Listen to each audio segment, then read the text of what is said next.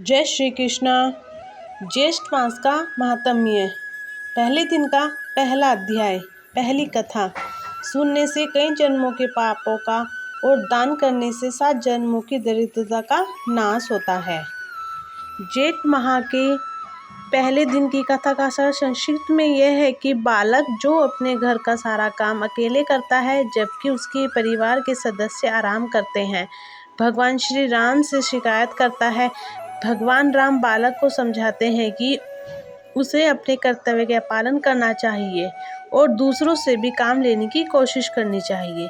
कथा में एक बालक अपने घर में अकेला काम करता था। वह आश्रम की साफ सफाई, गायों का चारा खिलाना और भगवान को भोजन परोसना जैसा सभी काम खुद करता था, जबकि उसके परिवार के सदस्य जैसे माता पिता और भाई बहन आराम करते हैं और कोई काम नहीं करते।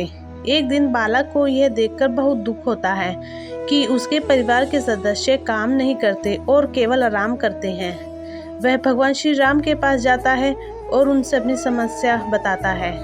वह बताता है कि वह अकेले ही सारा काम करता है और बाकी लोग आराम करते हैं।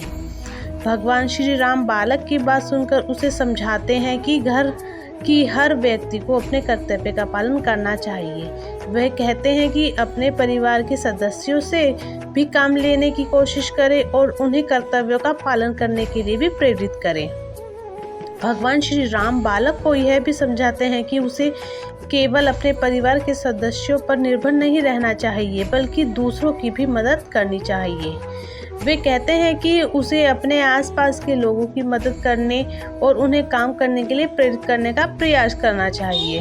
इस प्रकार जेठ मास के पहले दिन की कथा हमें यह सिखाती है कि अपने कर्तव्यों का पालन करना चाहिए और दूसरों की मदद करनी चाहिए। हमें केवल अपने परिवार के सदस्यों पर निर्भर नहीं रहना चाहिए बल्कि दूसरों की मदद करने और उन्हें काम करने के लिए प्रेरित करने का प्रयास करना चाहिए। जय श्री राम।